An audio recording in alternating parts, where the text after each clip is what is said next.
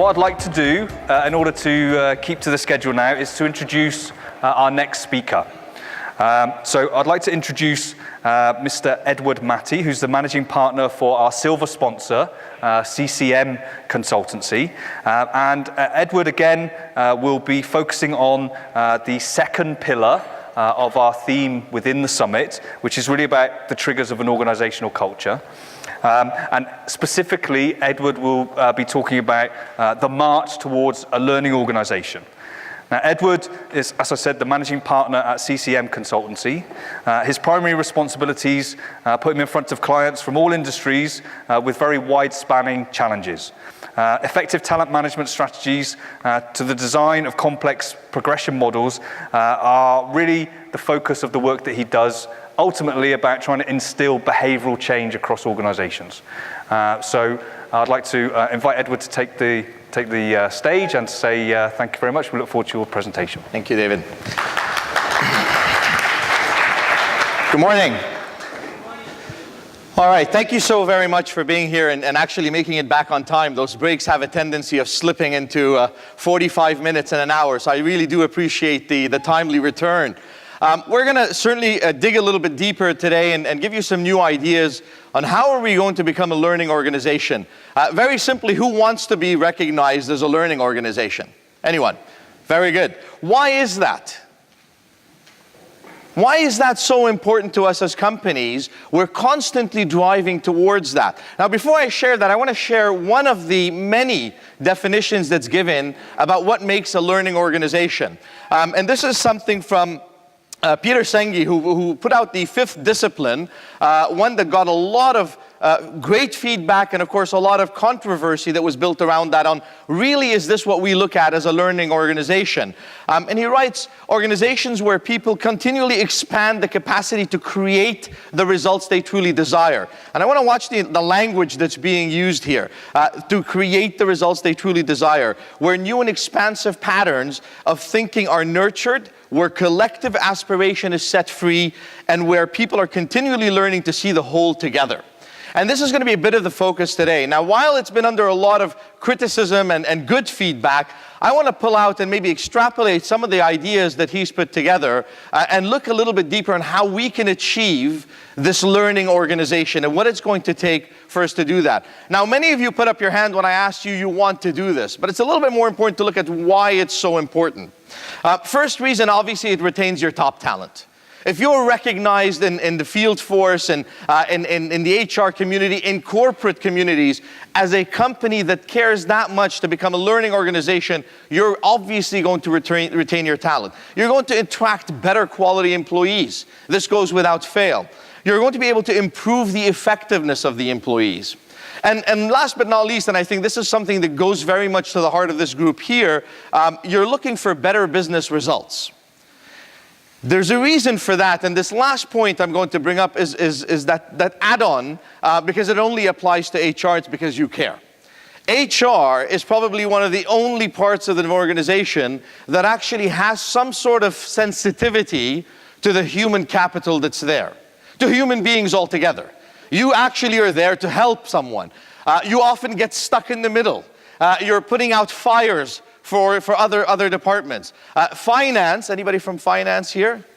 Very good, we can speak very freely. Certainly there's not much love that's occurring over there for the human capital that you have. So it really comes down to the HR individual, the learning and development people, to create that caring mechanism. So we have to look at what is that? Why is that so important to us? You're handed people. You have a part to play with the recruitment process, induction, people come in there, and then all of a sudden you've got a group of people that you have to work with. And often it's really based on quality and quantity. That's what you're handed. Either you have people with exceptionally low quality and quantity. These are people where, sometimes it's just good to say goodbye and part ways. You have other people with tremendous quality and quantity to their work, and these are the self-motivated individuals. These are people that you cater to retain. Then we've got another couple of groups of people, one of which is high quality, but the quantity is low. And these are people you strive to motivate. And I say motivate, and every time I use this word, people tell me, well, isn't that the leader's job? Isn't that first line managers? Isn't that senior management's job? Effectively, it's also ours as HR. You're involved in motivating these individuals. A learning organization involves that capacity. You have to be able to do that. And last but not least, you've got those people with a high quantity, they're performing, but the quality is not exactly where it ought to be. And these are the people we end up training.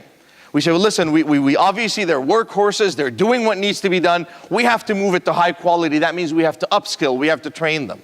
So our focus really becomes on that training and motivation, and to a degree retaining that self-motivated group. This is what really comes down to. So what I'm going to do today is I want to take a look at if that's the case, barring that last quadrant there, the bottom left quadrant, where it's people that we often cannot help, we kind of want to work with the other people, do we not? You work hard on coming up with great programs for that very purpose. You put together effort, everything you pour into it to try to come up with an exciting program, an exciting training assessment, a training program that you want to roll out. Yet, people still resist that concept. Why do people resist training? Any ideas? Jane? All right, they'd rather make money than sit in on it. Anything else? No time. It's imposed. There's the whole concept. Listen, I already know everything. Who are you to tell me that I need training? And to a degree, maybe that's right. And it's very often, for Sucker's remark, it's actually imposed upon us. We don't necessarily think deeper to figure out how are we going to roll this out inclusively into an organization. Now, I know the word interactive sessions has been thrown around a little bit today. I'm going to take that to slightly new level. I need you to bear with me here. I want to ask the entire room to get up, please. Everyone, up on your feet. I want you to find someone in the room, close by, hopefully don't go trotting across the room, and I want you to turn your backs to one another. Very quickly, we're going to do this awfully quick. Turn your backs to one another. If it's not at your table, another table. No peeking at the person behind you. All right, no peeking. Very well. Now, listen to my instructions, please. Instructions are simple. I want you to very quickly, within seconds, change 3 things about your appearance. All right? 3 things. Please change 3 things about your appearance now. All right, let's go, let's go. Come on, come on. Only 10 seconds to do this. All right, 9, 8. We're going to go to 7, 6, 5, 4, 3, 2, 1. All right, that's it. Turn around and face your partner. Can you tell what's changed about that individual?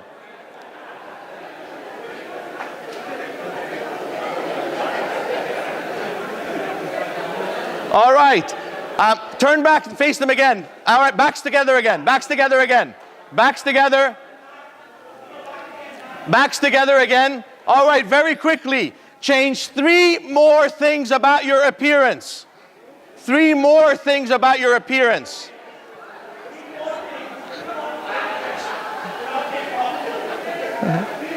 Three more things. All right, 5, 4, 3, 2, 1, and there we go. Turn around once more. Can you figure out what's gone on?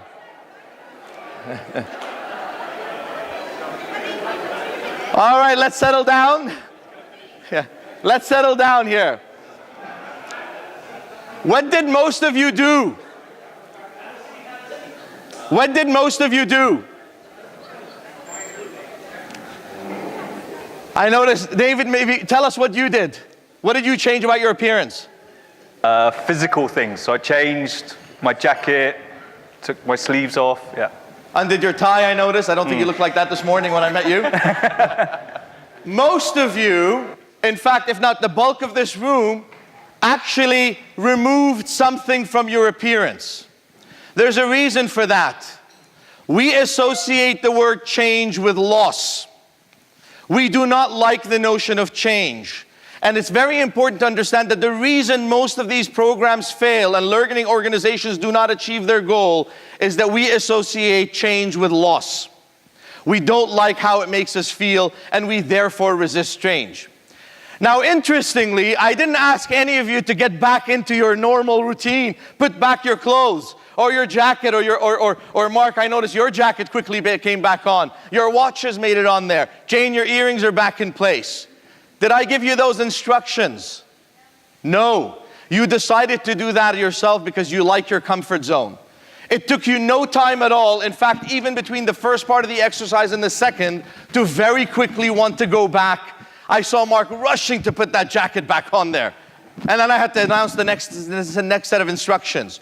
We are not comfortable with change. We love the comfort zone that we're in. We often find that that fertile ground that we're in is somewhere that we don't want to leave, and we want to stay there. Now, ultimately, as a learning organization, what you want to do is move people to the stretch zone. Now, had I asked you to take 3 more items off in a third round, I may have sent you into your panic zone. Not a very good place to be. And one of the things, and to use words, Sakar's word there, when we impose learning and change on individuals, we very often jump right from comfort all the way to panic, and we don't stop in between into the stretch zone. So the notion of becoming a learning organization, it becomes crucial to understand where your people fall. And while you want to push them to the edge of the envelope, don't push them right over. We have to work with them to achieve that. So, change, very simply, is not difficult. It's simply different. And this is something that we have to communicate very well to organizations if we're going to get the job done. Now, when we go back to Peter Senge, when he announced the 5 disciplines in his book, The Fifth Discipline, he set it out very simply. We have to get into what we refer to as systemic thinking. We have to look at personal mastery, mental models. We have to look at a shared vision and team learning. And I want to delve into this a little bit in just some detail so we can get a better understanding of what it's going to take to become that learning organization. In the first area with regards to systemic thinking, he tells us that this was the conceptual framework that he put out that allows people to study businesses as bounded objects. Now, I would argue that I wouldn't think this is a conceptual framework. I think this is a reality. I think more and more we need to see our company, our people, as bounded objects. What you just went through today in change, that's no different to you as an organization. This was an individual exercise. However, your companies often fear that same change. So we have to look at how can we bound the organization together. Very often companies might look like this. You got sales and marketing and administration and the service department fighting and battling it out. Nobody agrees on anything. Where's HR in all of this? It's a poor person under the desk right there, if you could see them. Because you get stuck in these battles. You're trying to put everyone together, and it comes down to how do we look at ourselves as bounded objects, and we start to think more collectively to achieve that rather than fighting and battling department to department. And that's really the key, because what's happening internally will inevitably make its way to that client walking up the stairs. They will get to see that because it comes out in our behaviors and our philosophies. I'm going to use the example here. We'll pick on Sakar because he said impose, so we'll use. Sakar is going to work today. He's driving in the car. Guy's running a little bit late already. His alarm didn't go off on the phone. He's upset. He's gunning it down Sheikh Zayed Road. So we have, now you know who Sakar is, and we know that he speeds to get to work, obviously. He's doing 90 miles an hour, he's speeding through the roads, and my goodness, every red light is possible, he hits on the road to work. He finally makes it in there, he's angry, he had picked up his coffee. I know this will never happen, but by mistake he also spilled some of his coffee on his gantura, so things are just not going good for him. He finally gets it. Listen, I know, Sakar would drive back home, get changed and go to work. So he finally gets to his office, he gets in, he's about to settle into his desk, and in shows up his boss, 15 minutes late I see, and walks right off. What does that do to Sakar's day? It kills it. It in fact destroys the remainder of his day. Now, had he come in and had a different conversation with him, Sakar might have shared this wonderful experience if his boss said, listen, what happened? You're not normally late. Is everything okay? Sakar might actually have a different experience with his team, with his clients, with anybody that he interacts with. But when we treat our people in the way that we normally do, and we're keeping time and we're drilling it down through them, what's going to happen is sucker is not going to tell, and this is statistically, by the way, a couple of years ago this study was done, when we're happy with something and a great experience, we tell an average of 8 people. When we don't like what's going on in our lives, and we had a horrible experience, a horrible service, horrible treatment from our manager, we tell 22 people. We can't wait to gossip. We can't wait to tell bad news and vent our frustrations on somebody. So what's that going to do with the organization when sucker is going on? I can't believe he talked to me this way. Does he understand what I've been through all morning? Does he know that I had a flat tire before I got stuck in every traffic and I had to change that? I got all dirty with the coffee. I can't believe this. And he'll go around telling people that. What's worse is it takes one person from that group to go around telling even more people. And maybe twist that truth a little bit. All of a sudden, those 22 people tell maybe 8 of theirs, and 176 people know how evil sucker's boss is. That's what we end up with. Now today, I wish it even ends up there. All of a sudden, he gets on Twitter. He starts to tweet about how horrible his boss is, how horrible the organization is. He wants to put an upload on Facebook on how bad the experience was. And it goes viral. That's what's happening today in organizations. And it comes down to the moments of truth that you decide you want to do with your employees every single time. And I'm passing this message to HR because I think if anybody gets it in companies, it's often HR. So we had to create a platform of core management skills on future development initiatives. Not just now, what am I going to do, but in the future, how am I going to manage that, which could build and raise awareness of the need to perform and talent management in a company that is targeting high levels of growth. This company aims to do a minimum of 15 to 30% a year growth, and they are achieving it and will continue to achieve it and have not stopped. In the early years, they used to go through almost 100% growth, but they know there was a reason for that and they couldn't sustain it. So we had to create buy-in.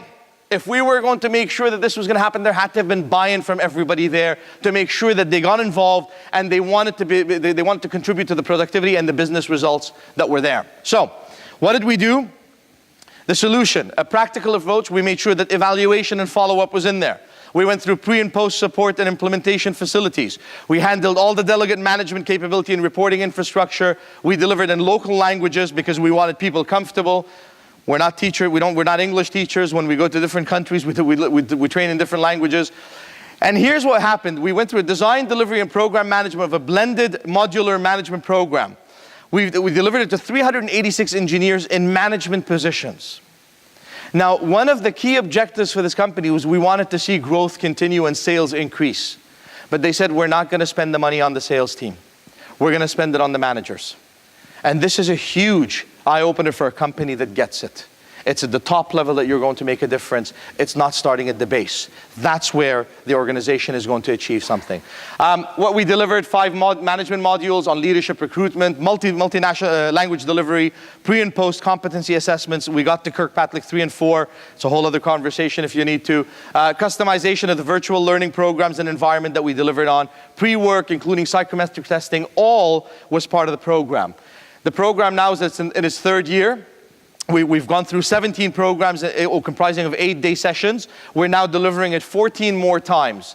And as a result, the performance appraisals are showing improved job satisfaction with both direct line and dotted line individuals that report into the 386 managers.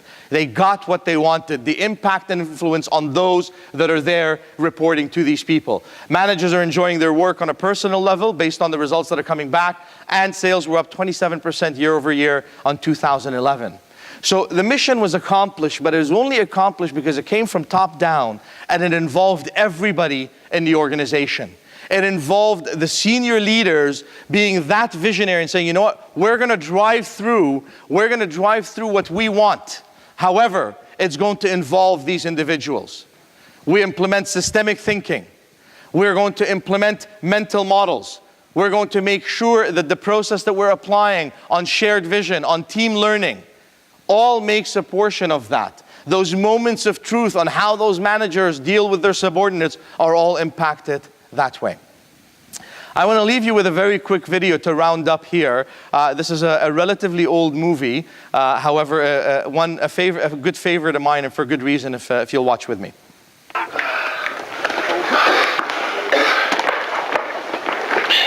I remember not Gary. You're Julius. Let's get some particulars and just get this over with, all right? Particulars? Yeah. No matter what I tell you, you ain't gonna never know nothing about me. Hey, listen. I ain't running any more of these 3 days, okay? Well, what I got to say you really don't want to hear, because honesty ain't too high up on your people priority list, right? Honesty? You want honesty?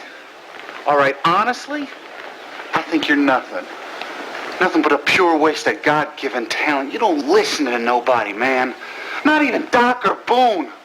Shiver push on the line every time, man. You blow right past them. Push them, pull them, do something. You can't run over everybody in this league. And every time you do, you leave one of your teammates hanging out to dry. Me in particular. Why should I give a hoot about you? Huh? Or anybody else out there? You want to talk about a waste? You the captain, right? Right. Captain's supposed to be the leader, right? Right. You got a job? I have a you job. You been doing your job? I've been doing my job. Then why don't you tell your white buddies to block for Red better? Because they have not blocked for him worth a plug nickel, and you know it. Nobody plays, yourself included. I'm supposed to wear myself out for the team? What team?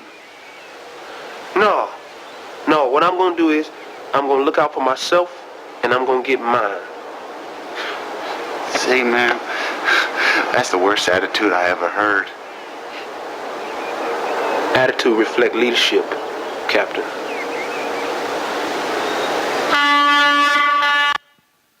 Attitude reflects leadership. This is where you can make a learning organization stand out, and it comes from the very top.